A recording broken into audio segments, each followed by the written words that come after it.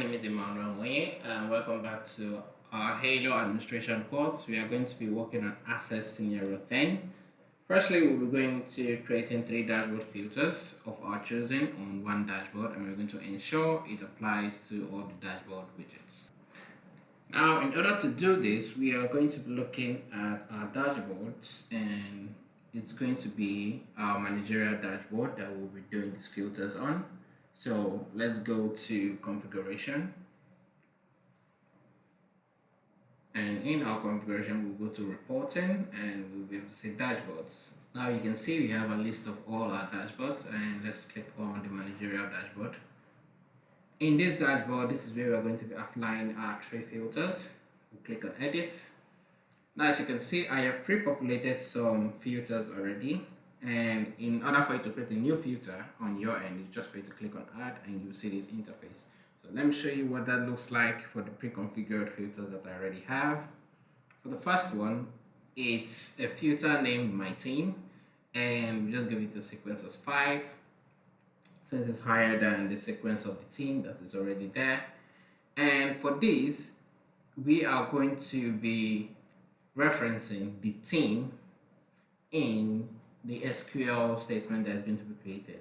And now in our SQL, as you can see, we have a select statement that we're getting the section name and then the name as a display, and we are also getting it where this user has access to this department, basically this team rather. So we are going to be looking at getting the teams that this user is among on this filter. And looking at that, this works this way. We are going to go to our new tab, we're going to go dashboards, managerial dashboard. As you can see, there's team, whereby it shows all the teams in the instance, but rather in my team, we only have the team that this user, which is the admin, have access to, which is the first line support, second line support, and the project management. In order for you to see that, if we go to our configuration, or let's just go to my account, and if you go to departments and teams, you can see first line support, second line support, and project management. These are the teams that we are about to show in this, first line, second line, and project management. So that's how that works. And if we are able to click on this, we filter it and it works on all tickets. Project management, as you can see, if we just put it on all and remove all of this, our filter works and it's available on all the widgets in our dashboard. Let's go to the next one. On the next one, we're going to be filtering this by the request type. As you can see over here, we have the request type, and now the type, how we got this ticket type is we have to go to our reports and let's look for something like open tickets by priority. If we go to our reports, we are going to search for open tickets by priority. Click on that, you're going to edit, and we go to the data source and look for the custom query. You can see over here, let's see, we go down below, there is a place where they reference the ticket type. Let me search for type. Okay, as you can see, we have our request type, which is known as ticket type over here. If we do it this way in our filter and we don't use the right value that is being referenced, it will not work.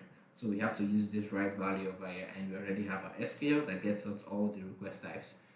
And how this works, if we go to the managerial dashboard, you can see our request type over here with a sequence of 10, sorry, which means it's going to be after my team. As you can see, it's after my team request.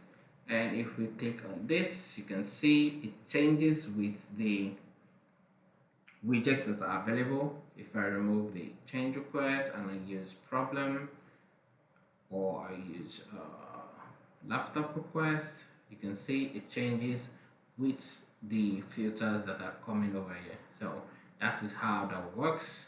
For our third filter, we are going with the clients, and we are going to the areas as well. Or as you can see, there's a client, and we did this because we have some. So once you do that and you save, you'll be able to get it over here. And if we filter by unknown, you can see we have changes being enacted in our widgets. And if we click on the other one that we have here, Equacore Digital, which is the platform that we already have in, it also filters as well. So we'll look at that, and as you can see, our filters are working. And for some tickets where it might not work with how it's supposed to be, if we look at, for example, unassigned tickets, let's click on that, go to edit, the data source. As you can see, it's been referenced over here as organization. That is why when we do our filters by the client, it doesn't affect it. As you can see, the unassigned tickets is still the same. But if we are able to change this to client and we save and we go back and we try to filter by this unknown, you can see our tickets is 0, which means there's nothing in there. And if we go to Equacore Digital, we have 88, which is the main client, or rather that organization where we have our records in. So that's how that works. As you can see, we have done everything about the 3 dashboards of our trading, and we have ensured that the filters apply to the widgets.